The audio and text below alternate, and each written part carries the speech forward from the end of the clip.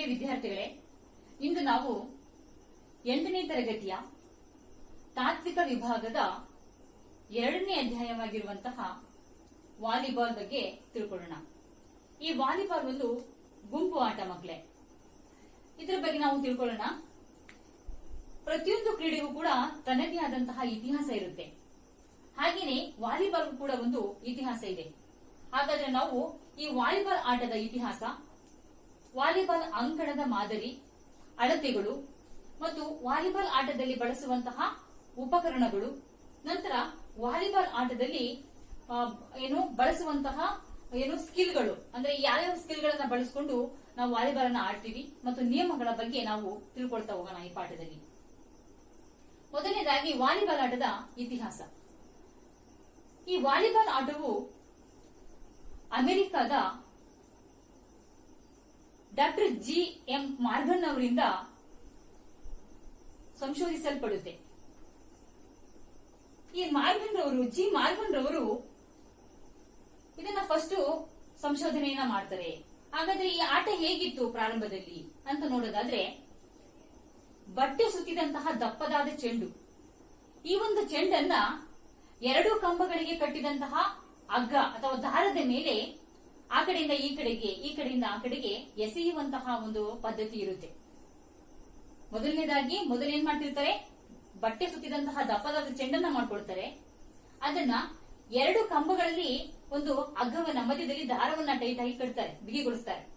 ನಂತರ ಆ ಕಡೆಯಿಂದ ಈ ಚೆಂಡನ್ನ ಆ ಕಡೆಗೆ ಎಸೆಯೋದು ಮತ್ತು ಆ ಕಡೆಯವರು ಈ ಕಡೆಗೆ ಎಸೆಯೋದು, ಈ ತರ ಈ ಒಂದು ಆಟವನ್ನ ಮೊದಲನೇದಾಗಿ ಪ್ರಾರಂಭಿಸ್ತಾರೆ.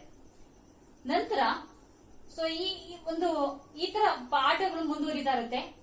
ನಂತರ ಒಂದ್ಸರಿ ನೋಡ್ತಾರೆ, ಈ ಕಂಬಕ್ಕೆ ಕಟ್ಟಿದಂತಹ ಹಗ್ಗದ ಮೇಲೆ ಈ ಬಟ್ಟೆಯ ಚೆಂಡು ಎದುರಾಳಿ ಅಂಕಣದಿಂದ ವಾಲಿಯಾಗಿ ಬರ್ತಾ ಇರುತ್ತೆ. ಅದಕ್ಕೋಸ್ಕರ ಈ ಒಂದು ಕ್ರೀಡೆಗೆ, ಈ ಒಂದು ಆಟಕ್ಕೆ ವಾಲಿಬಾಲ್ ಅನ್ನುವಂತಹ ಹೆಸರು ಬರುತ್ತೆ. ಗೊತ್ತಾಯ್ತಲ್ವಾ ನಿಮ್ಗೆ ವಾಲಿಬಾಲ್ ಅಂತ ಈ ಆಟಕ್ಕೆ ಯಾಕೆ ಹೆಸರಿಟ್ರು ಅಂತ ಅಂದ್ಬಿಟ್ಟು. ನಂತರದಲ್ಲಿ ಈ ಆಟವನ್ನ ಪ್ರಥಮ ಬಾರಿಗೆ ಹೋಲಿಯೋಕ್ ಮ್ಯಾಸಚೂಸೆಟ್ಸ್ ಎಂಬಲ್ಲಿ ಈ ಆಟವನ್ನ ಪ್ರಥಮ ಬಾರಿಗೆ ಆಡ್ತಾರೆ. ಆ ಪ್ಲೇಸಸ್ ಅರ್ಥ ಆಯ್ತಲ್ವಾ ನಿಮ್ಗೆ ಮಕ್ಕಳ? ಹೋಲಿಯೋಕ್ ಮ್ಯಾಸಚೂಸೆಟ್ಸ್ ಅನ್ನುವಂತಹ ಪ್ಲೇಸ್ ಅಲ್ಲಿ ಪ್ರಥಮ ಬಾರಿಗೆ ಈ ವಾಲಿಬಾಲ್ ಆಟವನ್ನ ಆಡ್ತಾರೆ. ನಂತರ ಈ ಆಟಕ್ಕೆ ಮೊದಲು ಏನಂತ ಹೆಸರಿಟ್ಟಿದ್ರಪ್ಪ ಅಂತಂದ್ಬಿಟ್ಟು ಅಂದ್ರೆ ಮಿಂಟೋನೆಟ್.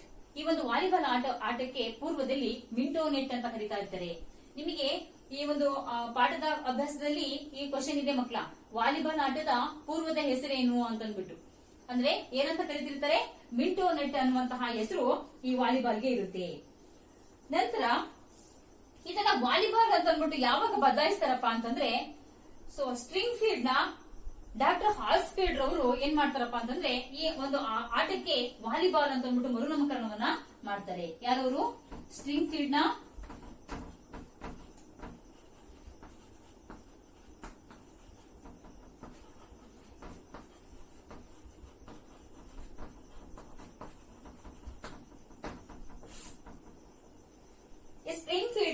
ಡಾಕ್ಟರ್ ಹಾಲ್ಸ್ಫೀಲ್ಡ್ ಅವರು ಏನ್ ಮಾಡ್ತಾರಪ್ಪ ಅಂತಂದ್ರೆ, ಈ ಒಂದು ಕ್ರೀಡೆಗೆ, ಈ ಒಂದು ಆಟಕ್ಕೆ ವಾಲಿಬಾಲ್ ಅಂತ ಅಂದ್ಬಿಟ್ಟು ಮರುನಾಮಕರಣವನ್ನ ಮಾಡ್ತಾರೆ. ಈ ಆಟವನ್ನ ಬೇರೆ ಬೇರೆ ದೇಶಗಳಿಗೂ ಕೂಡ ಪ್ರಚಾರ ಮಾಡ್ಬೇಕಲ್ವಾ, ಅದಕ್ಕೋಸ್ಕರ ಏನ್ ಮಾಡ್ತಾರಪ್ಪ ಅಂತಂದ್ರೆ, ಯಾರು ನಮ್ಮ G. ವಿಲಿಯಂ ಅವರು ಈ ಒಂದು ಆಟವನ್ನ, ವಾಲಿಬಾಲ್ ಆಟವನ್ನ ಪ್ರಚಾರ ಮಾಡುವಲ್ಲಿ YMCA ಒಂದು ಪ್ರಮುಖ ಪಾತ್ರವನ್ನ ವಹಿಸುತ್ತೆ. ಏನಿದು YMCA?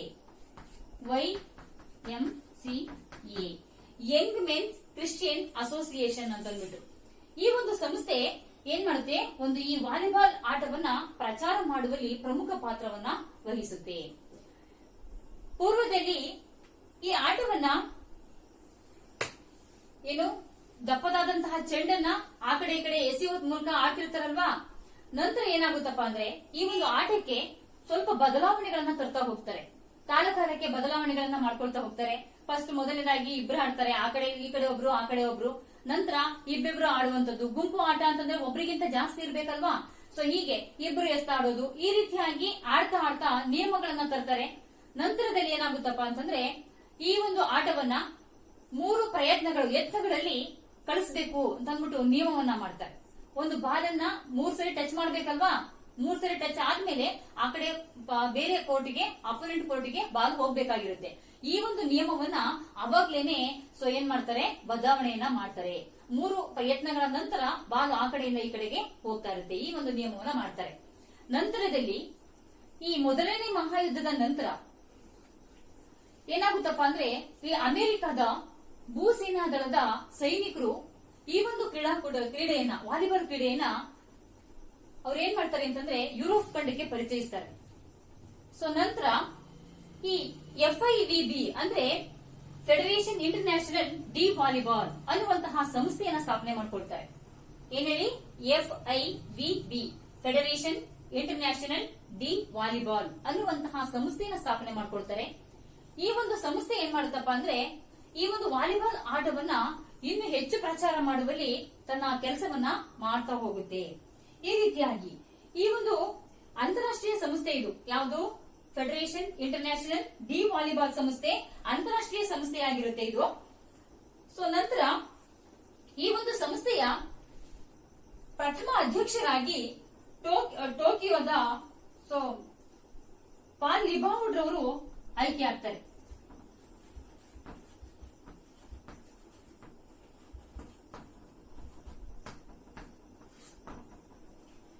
ಈ FIVB federation international D volleyball ಸಂಸ್ಥೆಯ ಪ್ರಥಮ ಅಧ್ಯಕ್ಷರಾಗಿ ಪಾಲ್ ಲಿಬಾವುಡ್ ಅವರು ಆಯ್ಕೆ ಆಗ್ತಾರೆ.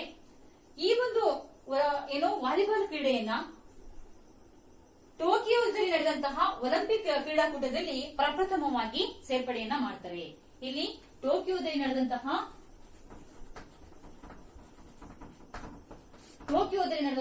ಒಲಿಂಪಿಕ್ ಕ್ರೀಡಾಕೂಟ ನಡೆಯುತ್ತಲ್ವಾ, ಆ ಒಲಿಂಪಿಕ್ ಕ್ರೀಡಾಕೂಟದಲ್ಲಿ ಪ್ರಪ್ರಥಮ ಬಾರಿಗೆ ಒಲಿಂಪಿಕ್ ಕ್ರೀಡೆಯನ್ನ ಸೇರ್ಪಡೆಯನ್ನ ಮಾಡ್ತಾರೆ.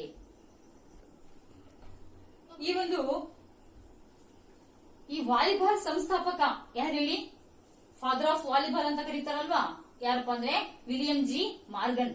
ಇವರು 1895ರಲ್ಲಿ ಈ ಒಂದು ಕ್ರೀಡೆಯನ್ನ ಸ್ಟಾರ್ಟಿಂಗು ಆವಿಷ್ಕಾರವನ್ನ ಮಾಡ್ತಾರೆ. ನಂತರ 1951ರಲ್ಲಿ FIVB federation international D volleyball ಅಂತಾರಾಷ್ಟ್ರೀಯ ವಾಲಿಬಾಲ್ ಫೆಡರೇಷನ್ ಸಂಸ್ಥೆ ಸ್ಥಾಪನೆಯಾಗುತ್ತೆ.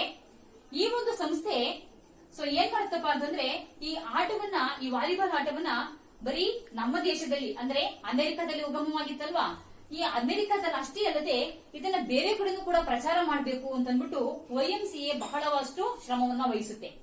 ನಂತರ ಇವರೆಲ್ಲರ ಒಂದು ಕೆಲಸದ ಪರಿಣಾಮವಾಗಿ ಏನಾಗುತ್ತಪ್ಪ ಅಂದ್ರೆ, ಟೋಕಿಯೋದಲ್ಲಿ ನಡೆದಂತಹ ಒಲಿಂಪಿಕ್ ಕ್ರೀಡಾಕೂಟದಲ್ಲಿ ಮೊಟ್ಟ ಮೊದಲ ಬಾರಿಗೆ ಈ ಒಂದು ಯಾವುದು ವಾಲಿಬಾಲ್ ಕ್ರೀಡೆಯನ್ನ ಅಲ್ಲಿಗೆ ಸೇರ್ಪಡೆ ಮಾಡಲಾಗುತ್ತೆ.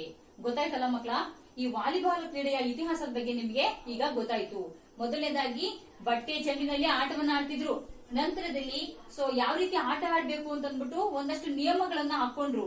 ನಂತರ ಆ ಆಟಗಳನ್ನ ಮುಂದುವರಿಸ್ತಾ ನಂತರ 3 ಯತ್ನಗಳಿಂದ ಬಾಲನ್ನ ಕಳಿಸ್ಬೇಕು ಅಂತಂದ್ಬಿಟ್ಟು ನಂತರ ದಿನಗಳಲ್ಲಿ ಮಾಡ್ಕೊಂತ ಹೋದ್ರು, ಬದಲಾವಣೆಗಳನ್ನ ಮಾಡ್ಕೊಂತ ಹೋದ್ರು. ಇದೆಲ್ಲ 1-2 ತಿಂಗಳು ಅಥವಾ ವರ್ಷದಲ್ಲಿ ನಡೆದಿಲ್ಲ ಮಕ್ಕಳ. ಇದನ್ನ ನೀವು ಇಸ್ವಿ ನೋಡಿದ್ರೆ ಗೊತ್ತಾಗ್ತಿದೆ. 1895ರಲ್ಲಿ ಇದನ್ನ ಸ್ಥಾಪನೆ ಮಾಡಿದ್ದು, ಆದ್ರೆ ಸ್ಟಾರ್ಟಿಂಗ್ ಆವಿಷ್ಕಾರ ಮಾಡಿದಂತದ್ದು. ಆದ್ರೆ 1951ರಲ್ಲಿ ಈ ಒಂದು ಇಂಟರ್ನ್ಯಾಷನಲ್ ವಾಲಿಬಾಲ್ ಫೆಡರೇಷನ್ ಶುರುವಾಗುತ್ತೆ.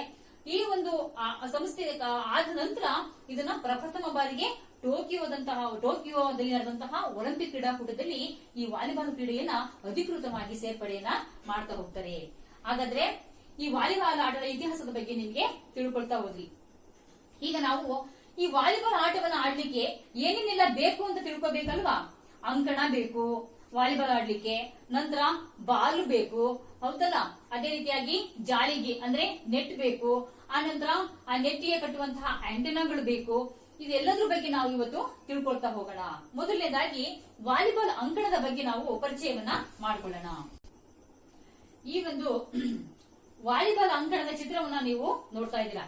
ನಿಮ್ಮ ಪುಸ್ತಕದಲ್ಲಿಯೂ ಸಹ ವಾಲಿಬಾಲ್ ಅಂಕಣದ ಚಿತ್ರ ಇದೆ ಮಕ್ಕಳ. ಈ ವಾಲಿಬಾಲ್ ಅಂಕಣವನ್ನ, ಈ ಒಂದು ಕ್ರೀಡೆಯನ್ನ ಒಳಾಂಗಣ ಕ್ರೀಡೆಯನ್ನಾಗಿ ಹೆಚ್ಚಿನ ಅಂಶ ಈ ಕ್ರೀಡಾಂಗಣ ಇರುವಂತಹ ಜಾಗಗಳಲ್ಲಿ ಏನ್ ಮಾಡ್ತಾರೆ, ಒಳಾಂಗಣ ಕ್ರೀಡೆಯಾಗಿ ಆಟವನ್ನ ಆಡ್ತಾರೆ.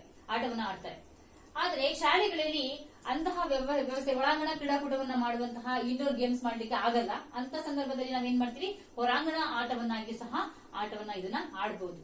ಹಾಗಾದ್ರೆ ಈ ಒಂದು ವಾಲಿಬಾಲ್ ಅಂಕಣದ ನಾವು ಅಳತೆಯನ್ನ ನೋಡೋಣ. ಈಗ ಅಳತೆ ಹೇಗಿರುತ್ತಪ್ಪ ಅಂದ್ರೆ, ವಾಲಿಬಾಲ್ ಅಂಕಣದ ಉದ್ದ ಎಷ್ಟಿದೆ, 18 ಮೀಟರ್ ಉದ್ದ ಇರುತ್ತೆ. ಇದರ ಅಗಲ ಬಂದು 9 ಮೀಟರ್ ಇರುತ್ತೆ ಮಕ್ಕಳ. ಇದು ಇಲ್ಲಿಂದ ಇಲ್ಲಿವರೆಗೂ ಅಗಲ ಅಂತ ಕರಿತೀವಿ, ಇದನ್ನ ಉದ್ದ ಅಂತ ಕರಿತೀವಿ. ಈ ಅಗಲ ಬಂದು 18 ಮೀಟರ್ ಅಗಲವಾಗಿರುತ್ತೆ. ನಂತರ ಉದ್ದ ಬಂದು 9 ಮೀಟರ್ ಇರುತ್ತೆ. ಈ ಒಂದು ಅಂಕಣದ ಈ ಲೈನ್ ಇದೆಯಲ್ಲ, ಮಧ್ಯದ ಗೆರೆ, ಈ ಮಧ್ಯದ ಗೆರೆಯಿಂದ ಈ ಅಂಕಣವನ್ನ 2 ಭಾಗಗಳಾಗಿ ವಿಂಗಡಿಸ್ತಾರೆ. ಈ ಮಧ್ಯಗೆರೆ ಅಂಕಣ ಎ, ಅಂಕಣ ಬಿ, ಈ ರೀತಿಯಾಗಿ 2 ಭಾಗಗಳನ್ನಾಗಿ ಮಾಡುತ್ತೆ. ಗೊತ್ತಾಗ್ತಿದೆಯಲ್ವಾ ನಿಮ್ಗೆ? ಹಾಗಾದ್ರೆ ಈ ಅಂಕಣದ ಮಧ್ಯಗೆರೆಯಿಂದ ಈ ಕೊನೆಯ ಗೆರೆಗೆ ಎಷ್ಟಿದೆ ಅಂತ ಹೇಳ್ಬಹುದಾ? ಇದು ಪ್ರತಿಯೊಂದು ಭಾಗವೂ ಕೂಡ 6 6 6 6 ಮೀಟರ್, ಮತ್ತೆ 6 ಮೀಟರ್, ಮತ್ತೆ 6 ಮೀಟರ್, ಈ ರೀತಿ 3 ಭಾಗಗಳನ್ನಾಗಿ ಮಾಡ್ಕೊಳ್ತಾ ಹೋಗ್ತೀವಿ. ಹಾಗಾದ್ರೆ 6 3 9. ಇಲ್ಲಿಂದ ಇದರ ಅಳತೆ ಎಷ್ಟಿದೆಯಪ್ಪ ಅಂತಂದ್ರೆ 9 ಮೀಟರ್ಗಳು. ಈ ಒಂದು ಅಂಕಣ 9 ಮೀಟರ್, ಮತ್ತೊಂದು ಅಂಕಣದ ಉದ್ದ ಇಷ್ಟ ಇದೆ, ಅಗಲ 9 ಮೀಟರ್ ಇರುತ್ತೆ. ಇದಿಷ್ಟು ವಾಲಿಬಾಲ್ ಅಂಕಣದ ಒಂದು ಉದ್ದ ಮತ್ತೆ ಅಗಲ ಆಯ್ತು. ಹಾಗಾದ್ರೆ ಈ ಮಧ್ಯದ ಗೆರೆಗಳನ್ನ ಯಾಕೆ ಹಾಕ್ತಿದ್ದಾರೆ ಅಂತ ನೋಡೋದಾದ್ರೆ, ಈ ಸೆಂಟರ್ ಲೈನ್ ಇದೆಯಲ್ವಾ, ಮಧ್ಯಗೆರೆಯಿಂದ ಇಲ್ಲೊಂದು ಸಣ್ಣ ಗೆರೆ ಹಾಕಿದ್ದಾರೆ. ಇದು ಎಷ್ಟು ಅಂತರ ಇರುತ್ತಪ್ಪ ಅಂತಂದ್ರೆ 3 ಮೀಟರ್ ವರೆಗೆ ಅಂತರ ಇರುತ್ತೆ. ಇದನ್ನ ಯಾಕೆ ಹಾಕ್ಬೇಕು ನಾವು? ನೀವು ಶಾಲೆಗಳಲ್ಲಿ ನೋಡಿರ್ತೀರ, ನಾವು ಗಿಡ ಅಂಗಣ ಮೇಲೆ ಹಾಕಿರ್ತೀವಿ. ಇದನ್ನ ನಾವು ಅಟ್ಯಾಕ್ ಲೈನ್ ಅಂತ ಕರಿತೀವಿ ಮಕ್ಕಳ. ಅಂದ್ರೆ ಆಕ್ರಮಕ ಗೆರೆ, ಆಕ್ರಮಣ ಮಾಡುವಂತಹ ಗೆರೆ. ಈ ಗೆರೆಯನ್ನ ನಾವು ಹಾಕೊಳ್ಳೇಬೇಕು. ಇದರ ಒಂದು ಮಹತ್ವ ನಿಮಗೆ ಆಟ ಆಡಬೇಕಾದ್ರೆ ಗೊತ್ತಾಗುತ್ತೆ, ಸರ್ವಿಸ್ ಮಾಡಬೇಕಾದ್ರೆ. ಈ ಒಂದು ಗೆರೆಯನ್ನ ದಾಟಿ ಮುಂದಿನ 3 ಪ್ಲೇಯರ್ಗಳು ಈ ಒಂದು ಗೆರೆಯನ್ನ ದಾಟಿ ಏನು ಹಿಂದಕ್ಕೆ ಬರೋ ಹಾಗಿಲ್ಲ. ಈ ಆಟಗಾರರು ಮುಂದೆ ಹೋಗಿ ನಿಲ್ಲೋ ಹಾಗಿರಲ್ಲ. ಇವರು ಮುಂದೆ ಇರಬೇಕು, ಇವರು ಹಿಂದೆ ಇರಬೇಕು. ಅದಕ್ಕೋಸ್ಕರ ಅಂಕಣವನ್ನ ಏನು ಡಿವೈಡ್ ಮಾಡ್ಲಿಕ್ಕೋಸ್ಕರ ಈ ಒಂದು ಗೆರೆಯನ್ನ ಹಾಕಿರ್ತಾರೆ. ಹಾಗಾದ್ರೆ ಈ ಅಟ್ಯಾಕಿಂಗ್ ಲೈನ್ ಇಂದ ಕೊನೆಯ ಲೈನ್ ವರೆಗೆ ಎಷ್ಟು ಮೀಟರ್ ಇದೆಯಪ್ಪ ಅಂತಂದ್ರೆ 6 ಮೀಟರ್ ಅಂತರ ಇದೆ. ಗೊತ್ತಾಯ್ತಲ್ಲ ಮಕ್ಕಳ? ಈ ಅಟ್ಯಾಕಿಂಗ್ ಲೈನ್ ಆಕ್ರಮಣ ಗೆರೆಯಿಂದ ಕೊನೆಯ ಗೆರೆ, ಅಂತ್ಯದ ಗೆರೆಯವರೆಗೆ 6 ಮೀಟರ್ ಅಂತರ ಇರುತ್ತೆ. ಹೀಗೆ ಈ ಒಂದು ಮಧ್ಯ ಗೆರೆ, ಆಕ್ರಮಣ ಗೆರೆ ಮತ್ತು ಅಂತಿಮ ಗೆರೆ, ಕೊನೆಯ ಗೆರೆ. ಈ ರೀತಿಯಾಗಿ ಅಂಕಣವನ್ನ ನಾವು ವಿಭಾಗವಾಗಿ ಮಾಡ್ತಾ ಹೋಗ್ತೀವಿ. ನೀವಿಲ್ಲಿ ಗಮನಿಸಿದಿರ ಮಕ್ಕಳ? ಈ ಆಕ್ರಮಣ ಗೆರೆಯ ಮೇಲೆ ಒಂದು ಮಾರ್ಕ್ ಅನ್ನ ಮಾಡಿದೀನಿ ನಾನು. ಇದೇನಪ್ಪಾ ಅಂತಂದ್ರೆ 1.75 ಮೀಟರ್ ಎರಡೂ ಕಡೆ ಅದನ್ನ ವೃದ್ಧಿ ಮಾಡ್ಬಿಟ್ಟು ಈ ರೀತಿಯಾಗಿ ಮಾರ್ಕ್ ಅನ್ನ ಮಾಡಿರ್ತೀವಿ. ಇದು ಕೂಡ ವಾಲಿಬಾಲ್ ಅಲ್ಲಿ ಬಹಳ ಮುಖ್ಯವಾಗುತ್ತೆ.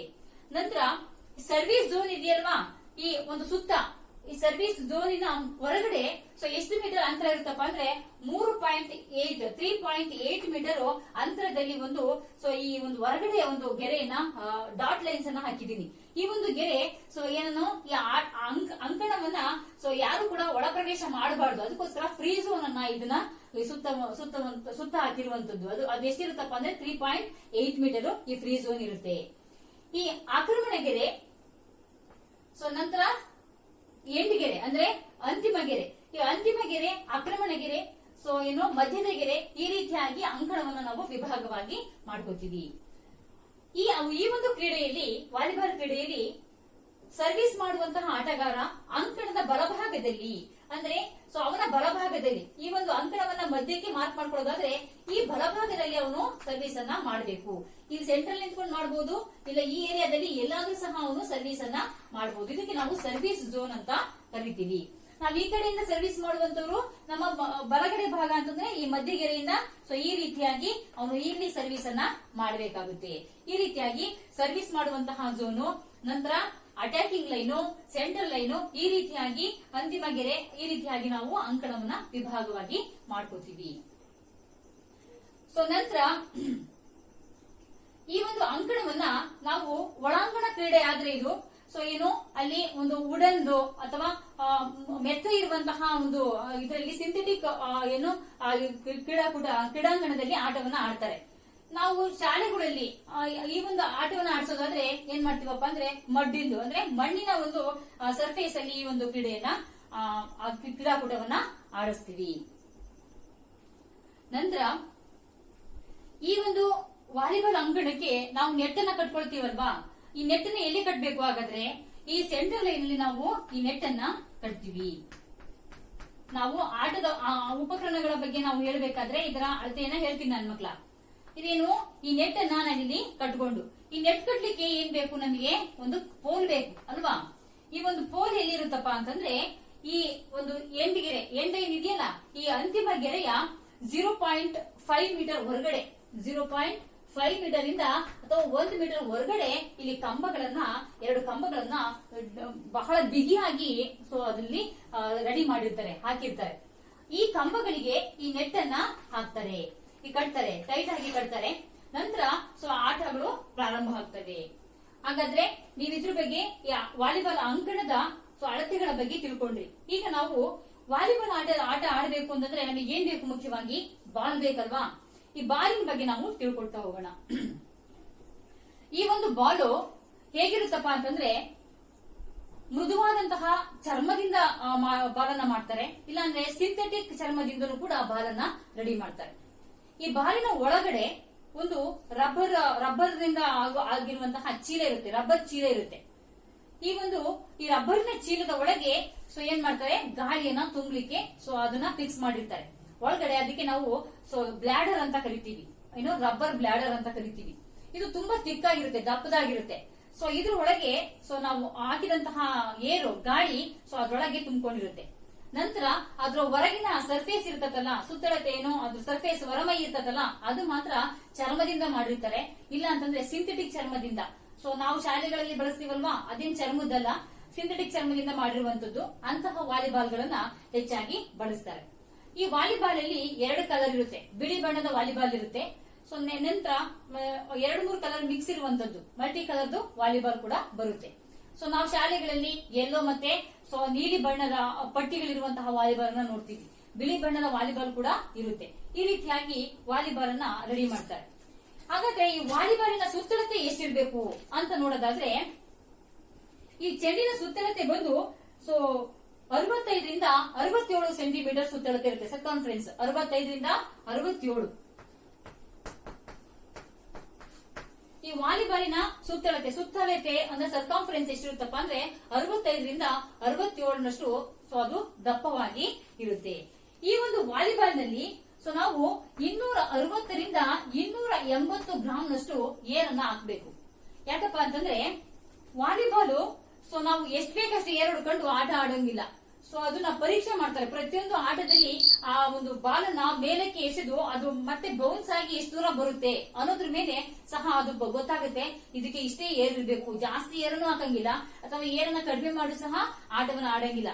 ಹಾಗಾದ್ರೆ ವಾಲಿಬಾಲ್ ನ ತೂಕ ಎಷ್ಟಿರ್ಬೇಕು, 260ರಿಂದ 280 ಗ್ರಾಂನಷ್ಟು ತೂಕ ಇರ್ಬೇಕದು. ಅಂದ್ರೆ ಒಂದು ಏರನ್ನ ಒಂದು ಗ್ರಾಮ್ ಇರಬೇಕು ಅಂತ, ತೂಕ ಇರಬೇಕು ಅಂತ. ಸುತ್ತಳತೆ ಬಂದು 65ರಿಂದ 67ರಷ್ಟು ಸುತ್ತಳತೆ ಸರ್ಕಂಫರೆನ್ಸ್ ಇರಬೇಕು. ಇದಿಷ್ಟು ವಾಲಿಬಾಲಿನ ಒಂದು ಏನಪ್ಪಾ ಅಂತಂದ್ರೆ ಮಾದರಿ. ಈ ರೀತಿಯಾಗಿ ವಾಲಿಬಾಲ್ ಇರುತ್ತೆ. ನಂತರ ನಾವು ಜಾಳಿಗೆಯ ಬಗ್ಗೆ ಅಂದ್ರೆ ನೆಟ್ ಬಗ್ಗೆ ತಿಳ್ಕೊಳ್ತಾ ಹೋಗೋಣ. ಈ ವಾಲಿಬಾಲ್ ಜಾಳಿಗೆ ಇದೆಯಲ್ವಾ, ಈ ನೆಟ್, ಇದ್ರ ಬಗ್ಗೆ ಈಗ ನಾವು ತಿಳ್ಕೊಳ್ಳೋಣ. ಈ ನೆಟ್ಟಿನ ಉದ್ದ ಎಷ್ಟಿರುತ್ತಪ್ಪ ಅಂತಂದ್ರೆ, ಈ ವಾಲಿಬಾಲ್ ಅಂಕಣದ ಉದ್ದ ಎಷ್ಟಿದೆ, 9 ಮೀಟರ್ ಇದೆಯಲ್ವಾ. ಈ ನೆಟ್ಟು ಕೂಡ 9 ಮೀಟರ್ ಇರುತ್ತೆ. ಆದ್ರೆ ಒಂದ್ ಸ್ವಲ್ಪ ಜಾಸ್ತಿ ಇರ್ಬೇಕು. ಯಾಕಪ್ಪ ಅಂದ್ರೆ ಈ ಕಂಬ ಕಟ್ಬೇಕಲ್ವಾ, 9.5 ಮೀಟರ್ ಉದ್ದವಾಗಿರುತ್ತೆ. ಅದರಿಂದ 10 ಮೀಟರ್ ವರ್ಗುನು ಈ ವಾಲಿಬಾಲ್ ನೆಟ್ಟು ಉದ್ದವಾಗಿರುತ್ತೆ. ಇದರ ಮಧ್ಯದಲ್ಲಿ ಈ ಮೆಶ್ ಗಳನ್ನ ಕಾಣ್ತೀವಿ ನಾವು. ಇವು 10 ಸೆಂಟಿಮೀಟರ್ ಚೌಕಗಳುಳ್ಳ ಒಂದು ಮೆಶ್ ಅನ್ನ ಈ ಒಂದು ಜಾಳಿಗೆಯಲ್ಲಿ ನಿರ್ಮಿಸಿರ್ತಾರೆ. ದಾರವನ್ನ ಮಧ್ಯದಲ್ಲಿ ಮೆಶ್ ಗಳನ್ನ 10 ಸೆಂಟಿಮೀಟರ್ ಬಾಕ್ಸ್ ಗಳಲ್ಲಿ ಕಟ್ಟಿರ್ತಾರೆ. ಇವುಗಳ ಮೆಶ್ ಗಳ ಅಳತೆ 10 ಸೆಂಟಿಮೀಟರ್ ಇರುತ್ತೆ, 10x10 ಇರುತ್ತೆ. ಇದಿಷ್ಟಾಯ್ತು. ನಂತರ ಈ ವಾಲಿಬಾಲ್ ನೆಟ್ ಅನ್ನ ಈ 2 ಕಂಬಗಳಿಗೆ ಕಟ್ತಾರಲ್ವಾ, ಇಲ್ಲಿ ಈ ಎಂಡ್ ಲೈನ್ ಗೆ ಕರೆಕ್ಟ್ ಆಗಿ ಆ ಒಂದು ಬಿಳಿಯ ಪಟ್ಟಿ ಇರುತ್ತೆ, ಟೇಪ್ ಇರುತ್ತೆ, ಅದು ಬರೋ ಹಾಗೆ ಕರೆಕ್ಟ್ ಆಗಿ ಈ ಒಂದು ಎಂಡ್ ಲೈನ್ ಕರೆಕ್ಟ್ ಆಗಿ ಫಿಕ್ಸ್ ಆಗುವ ಹಾಗೆ ಮಾಡಿರ್ತಾರೆ. ಇಲ್ಲಿ ಮಿಕ್ಕಿದ್ದನ್ನ ದಾರವನ್ನ ಮಾತ್ರ ಇಲ್ಲಿ ಕಂಬಗಳಿಗೆ ಬಿಗಿಗೊಳಿಸ್ತಾರೆ. ಇದಿಷ್ಟಾಯ್ತು. ನಂತರ ಈ ವಾಲಿಬಾಲ್ ಜಾಳಿಗೆ ಇದೆಯಲ್ವಾ, ಇಲ್ಲಿ ಒಂದು ಗಮನಿಸಿದ್ರೆ ಮಕ್ಕಳ ನೀವು, ಒಂದು ಬಿಳಿಯದಾದಂತಹ ಟೇಪ್ ಇರುತ್ತೆ. ಈ ಬಿಳಿ ಬಣ್ಣದ ಟೇಪು ಮೇಲ್ಗಡೆ ಎಡ್ಜು ಮತ್ತೆ ಕೆಳಗಡೆ ಎಡ್ಜ್ ಅಲ್ಲಿ ಹೊಂದಿರ್ತಾರೆ. ಇದು 7 ಸೆಂಟಿಮೀಟರ್ ಇರುತ್ತೆ. ಎಷ್ಟಿರುತ್ತೆ 7 ಸೆಂಟಿಮೀಟರ್ ಥಿಕ್ನೆಸ್ ದಪ್ಪದಿಂದ ಅದನ್ನ ಹೊಲ್ದಿರ್ತಾರೆ. ಎರಡೂ ಸೈಡ್ಗೆ ಆ ಬದಿಯ ಕಡೆಗೆ ಪಟ್ಟಿಯನ್ನ ಹೊಲ್ದಿರ್ತಾರೆ. ಯಾಕಪ್ಪ ಅಂತಂದ್ರೆ ವಾಲಿಬಾಲ್ ನೆಟ್ಟು ಬಿಚ್ಕೊಂಡು ಹೋಗ್ಬಾರ್ದಲ್ವಾ, ಜೊತೆಗೆ ಸೊ ನಮಗೆ ರ್ಯಾಲಿಯಲ್ಲಿ ಬಾಲ್ ನೀಟಾಗಿ ಆ ಕಡೆಯಿಂದ ಈ ಕಡೆಗೆ ಪಾಸ್ ಆಗೋದು ಕಾಣಲಿ ಅನ್ನೋ ಉದ್ದೇಶದಿಂದ ಬಿಳಿ ಪಟ್ಟಿಯನ್ನ ಸೊ 7 ಸೆಂಟಿಮೀಟರ್ ಅಗಲದಲ್ಲಿ ಆ ಬಿಳಿ ಪಟ್ಟಿಯನ್ನ ಎರಡೂ ಬದಿಗೆ ಹೊಲ್ದಿರ್ತಾರೆ. ಸೊ ಹಾಗಾದ್ರೆ ಇದರ್ಥ ಆಯ್ತು ನಿಮ್ಗೆ. ಸೊ ಬದಿ ರೇಖೆಗೆ ಹೇಗೆ ನಮಗೆ ಬದಿ ಎಂಡಲ್ಲಿ ಹೇಗೆ ನೆಟ್ಟನ್ನ ಬಿಗಿಗೊಳಿಸಿರ್ತಾರೆ ಅಂತ ಗೊತ್ತಾಯ್ತು. ಇದರ ಹೈಟ್ ಎಷ್ಟಿರ್ಬೇಕು ಹಾಗಾದ್ರೆ? ನಮ್ಮ ಪ್ರೌಢಶಾಲಾ ಮಕ್ಕಳಿಗಾದ್ರೆ ಸೀನಿಯರ್ ಮಕ್ಕಳು ಬರ್ತಾರೆ ಅಂಡರ್ 14 ಇಯರ್ಸ್ ಮೇಲೆ, ಇಂತಹ ಮಕ್ಕಳಿಗೆ ಸೊ ಪುರುಷರಿಗೆ 2.43, ಮಹಿಳೆಯರಿಗಾದ್ರೆ 2.24 ಸೊ ಮೀಟರು ಎತ್ತರವಾಗಿರ್ಬೇಕು. ಇದನ್ನ ನಾವು ಎಲ್ಲಿ ಮೆಜರ್ ಮಾಡಬೇಕು? ಭೂಮಿಯ ಮಧ್ಯದಲ್ಲಿ, ನೆಟ್ಟಿನ ಮಧ್ಯದಲ್ಲಿ ನಿಂತ್ಕೊಂಡು ಸೊ ಕೆಳಗಿನಿಂದ ಆ ಟೇಪ್ ಅನ್ನ ಎಡ್ಜು ಮೇಲಿನ ಬಿಳಿ ಟೇಪ್ ಇದೆಯಲ್ಲ, ನೆಟ್ಟಿನ ಬಿಳಿ ಟೇಪು ಅಲ್ಲಿವರೆಗೂ ಕೂಡ ಆ ಒಂದು ಟೇಪ್ ಅನ್ನ ಹಿಡಿದು ಕೆಳಗಿನಿಂದ ಭೂಮಿಯ ಮಟ್ಟದಿಂದ ಆ ಮೆಜರ್ ಅನ್ನ ಮಧ್ಯಭಾಗದಲ್ಲಿ ಮೆಜರ್ ಅನ್ನ ಮಾಡಬೇಕು. ಯಾಕೆ ಅಂತ ಗೊತ್ತಾ ಮಕ್ಕಳ? ಸೊ ನಾವಿಲ್ಲಿ ವಾಲಿಬಾಲ್ ಈ ಕಂಬಗಳಿಗೆ ಬಿಗಿಗೊಳಿಸಬೇಕಾದ್ರೆ ನೆಟ್ ಅನ್ನ ಸೊ ಸ್ವಲ್ಪ ಮೇಲ್ಗಡೆ ಕಟ್ಟಿರ್ತೀವಿ. ಯಾಕಪ್ಪ ಅಂತಂದ್ರೆ ಅದು ಗಾಳಿಗೆ ಒಯ್ದಾಡಿ ಕೆಳಗೆ ಜಗ್ಗಬಾರ್ದು ಅನ್ನೋ ಕಾರಣಕ್ಕೆ ಸ್ವಲ್ಪ ಮೇಲ್ ಕಟ್ಟಿರ್ತೀವಿ. ಆಗ ಸೆಂಟರ್ ಅಲ್ಲಿ ಕರೆಕ್ಟ್ ಆಗಿ 2.43 ಪುರುಷರಿಗೆ, 2.24 ಎತ್ತರ ಸೊ ಹುಡುಗಿಯರಿಗೆ, ಮಹಿಳೆಯರಿಗೆ ಬರೋ ಹಾಗೆ ಕರೆಕ್ಟಾಗಿ ಸೆಂಟರ್ ಅಲ್ಲಿ ಅದನ್ನ ನಿಗದಿಗೊಳಿಸಿರ್ತಾರೆ. ಅದಕ್ಕೋಸ್ಕರ ಪ್ರತಿ ಸಲನೂ ಕೂಡ ನಾವು ವಾಲಿಬಾಲ್ ನೆಟ್ ಅನ್ನ ಕಟ್ಟಿ ಆದ್ಮೇಲೆ ಏನ್ ಮಾಡ್ಬೇಕು? ಮಧ್ಯಭಾಗದಿಂದ ಟೇಪ್ ಅನ್ನ ಭೂಮಿಯಿಂದ ಮೇಲ್ಭಾಗದ ನೆಟ್ಟಿನ ಮೇಲ್ಭಾಗದ ಬಿಳಿಯ ಪಟ್ಟಿಯವರೆಗೆ ಸೊ ಮೆಜರ್ ಅನ್ನ ಮಾಡ್ಬೇಕಾಗುತ್ತೆ. ಆಗ ಅಲ್ಲಿ ಎಷ್ಟಿರ್ಬೇಕಪ್ಪ ಅಂದ್ರೆ ಪುರುಷರಿಗೆ 2.43 ಮೀಟರ್ ಎತ್ತರವಾಗಿರ್ಬೇಕು, ಹುಡುಗಿಯರಿಗೆ ಮಹಿಳೆಯರಿಗಾದ್ರೆ 2.24 ಮೀಟರ್ ಎತ್ತರದಲ್ಲಿ ಬಿಗಿಗೊಳಿಸ್ತಾರೆ. ಅಂಡರ್ 14 ಮಕ್ಕಳಿಗೆ, ಪುರುಷ ಮತ್ತು ಮಹಿಳೆಯರಿಗೆ, ಬಾಲಕ ಮತ್ತು ಬಾಲಕಿಯರಿಗೆ, ಅಂಡರ್ 14 ಅಂದ್ರೆ 14 ವರ್ಷದಿಂದ ಕೆಳಪಟ್ಟವರು, ಇವರಿಗೆ ಎಷ್ಟಿರ್ಬೇಕಪ್ಪ ಅಂತಂದ್ರೆ ಈ 2.24 ಮೀಟರ್ ಅಂದ್ರೆ ಪ್ರೌಢಶಾಲಾ ಬಾಲಕ ಬಾಲಕಿಯರಿಗೆ ಕಟ್ತಾರಲ್ಲ ಅಷ್ಟೇ ನೆಟ್ ಹೈಟು. ಸೊ ಏನಾಗುತ್ತೆ? ಅಂಡರ್ 14 ಬಾಲಕ ಮತ್ತು ಬಾಲಕಿಯರಿಗೆ ಇಬ್ಬರಿಗೂ ಕೂಡ ಈ ಒಂದು ನೆಟ್ ಹೈಟ್ ಅನ್ನ ಕಟ್ಟಿ, ನೆಟ್ ಅನ್ನ ಹೈಟ್ ಅಲ್ಲಿ ಕಟ್ಟಿ ಸೊ ಆಟವನ್ನ ಆಡಿಸ್ತಾರೆ. ಈ ರೀತಿಯಾಗಿ ನಾವು ವಾಲಿಬಾಲ್ ಜಾಳಿಗೆಯ ಬಗ್ಗೆ ನಾವು ತಿಳ್ಕೊಳ್ತಾ ಹೋದ್ವಿ. ಈ ಜಾಳಿಗೆಯನ್ನ ಸೊ ಯಾವ್ದ್ರಿಂದ ಮಾಡಿರ್ತಾರೆ ಹಾಗಾದ್ರೆ? ಈ ಜಾಳಿಗೆ ಸಿಂಥೆಟಿಕ್ ಇಂದನೂ ಕೂಡ ಮಾಡಿರ್ತಾರೆ. ಸಿಂಥೆಟಿಕ್ ಥ್ರೆಡ್ ಇಂದ ಅಥವಾ ಕಾಟನ್ ಥ್ರೆಡ್ ಇಂದ, ಕಾಟನ್ ದಾರದಿಂದ ಅಥವಾ ಸಿಂಥೆಟಿಕ್ ದಾರದಿಂದ ಈ ಒಂದು ಮೆಶ್ ಗಳನ್ನ ಹಿಡಿದಿರ್ತಾರೆ. ಸೊ ಇವು 10 ಸೆಂಟಿಮೀಟರ್ 10x10 ಈ ಸೆಂಟಿಮೀಟರ್ ಬಾಕ್ಸ್ ಸ್ಕ್ವೇರ್ ಟೈಪ್ ಅಲ್ಲಿ ಈ ಒಂದು ನೆಟ್ ಅನ್ನ ಮಾಡಿರ್ತಾರೆ, ಜಾಳಿಗೆಯನ್ನ ಎಣ್ದಿರ್ತಾರೆ. ಇದಿಷ್ಟಾಯ್ತು. ಈಗ ನಾವು ಈ ಜಾಳಿಗೆಯ ಮೇಲೆ 2 ಕಡ್ಡಿಗಳಂತವನ್ನ ಕಟ್ಟಿರ್ತಾರೆ, ನೋಡಿದಿರ ಮಕ್ಕಳ? ಅದಕ್ಕೆ ನಾವೇನಂತೀವಪ್ಪ ಅಂತಂದ್ರೆ ಆಂಟೆನಾ ಅಂತ ಕರಿತೀವಿ. ಇಲ್ಲಿ ಹೀಗೆ ಸೊ ಹೀಗೆ ಕಟ್ಟಿರ್ತಾರೆ ಅವುಗಳನ್ನ. ಸೊ ಇಲ್ಲಿಂದ ಹೀಗೆ ಕಟ್ಟಿರ್ತಾರೆ. ಇವನ್ನ ಯಾಕೆ ಇಡ್ತಾರಪ್ಪ ಅಂತಂದ್ರೆ ಆಂಟೆನಾವನ್ನ ವಾಲಿಬಾಲು ಸೊ ನೆಟ್ ಮೇಲೆ ಪಾಸ್ ಆಗ್ಬೇಕಾದ್ರೆ ಅಂಪೈರ್ ಗಳಿಗೆ ಸರಿಯಾಗಿ ಕಾಣಿಸಲ್ಲ, ಕೆಲವು ಸರಿ ಬಾಲಿಗೆ ಟಚ್ ಆಗುತ್ತೆ. ಸೊ ಇಲ್ಲಿ ಆಂಟೆನಾ ಟಚ್ ಆದ್ರೆ ಅದನ್ನ ಔಟ್ ಬಾಲ್ ಅಂತ ನಿರ್ಧರಿಸ್ತಾರೆ. ಆಂಟೆನಾಕ್ಕೆ ಟಚ್ ಆಗಿಲ್ಲ ಅಂತಂದ್ರೆ ಅದನ್ನ ಗುಡ್ ಬಾಲ್ ಅಂತ ನಿರ್ಧರಿಸ್ತಾರೆ. ಈ ಎಂಡ್ ಅನ್ನ ನೀಟಾಗಿ ನಿರ್ಧರಿಸಬೇಕು, ಕರೆಕ್ಟ್ ಆಗಿ ಅಪ್ಶೇಟಿಂಗ್ ಮಾಡ್ಬೇಕು ಅನ್ನೋ ಕಾರಣಕ್ಕೆ ಈ ಆಂಟೆನಾಗಳನ್ನ ಎರಡೂ ಕಡೆ ಒಂದೊಂದು ಆಂಟೆನಾಗಳನ್ನ ಕಟ್ಟಿರ್ತಾರೆ. ಇವುಗಳ ಒಂದು ಉದ್ದ ಎಷ್ಟಿರುತ್ತಪ್ಪ ಅಂತಂದ್ರೆ ಈ ಆಂಟೆನಾ ಉದ್ದ 1.80 ಮೀಟರ್ ಉದ್ದವಾಗಿರ್ತಾರೆ ಈ ಆಂಟೆನಾಗಳು.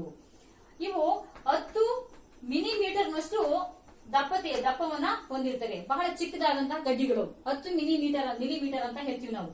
ಅಷ್ಟು 10 ಮಿಲಿಮೀಟರ್ ಅಷ್ಟು ದಪ್ಪವಾಗಿರ್ತವೆ, ಸುತ್ತಳತೆಯನ್ನು ಹೊಂದಿರ್ತವೆ. 1.80 ಮೀಟರ್ ನಷ್ಟು ಉದ್ದವಾಗಿ ಎರಡೂ ಕಡೆಯ ಬದಿ ರೇಖೆಗೆ ಈ ಒಂದು ಆಂಟೆನಾಗಳನ್ನ ಬಿಗಿಗೊಳಿಸಿರ್ತಾರೆ. ಇದು ಆಂಟೆನಾದ ಬಗ್ಗೆ ಆಯ್ತು. ಆ ನಂತರ ನಾವೀಗ ಏನ್ ಬಳಸ್ತೀವಿ? ಈ ಒಂದು ಜಾಳಿಗೆಯನ್ನ ಕಟ್ಲಿಕ್ಕೆ ಕಂಬಗಳನ್ನ ಬಳಸ್ತೀವಿ ಅಲ್ವಾ? ಈ ಕಂಬಗಳು ಎಲ್ಲಿರ್ತವೆ ಹಾಗಾದ್ರೆ? ನಾನು ಅವಾಗ್ಲೇ ಹೇಳಿದೆ, ನೆಟ್ಟಿಂದ ಸೊ ಎಷ್ಟು ದೂರದಲ್ಲಿರ್ತವೆ ಇವು?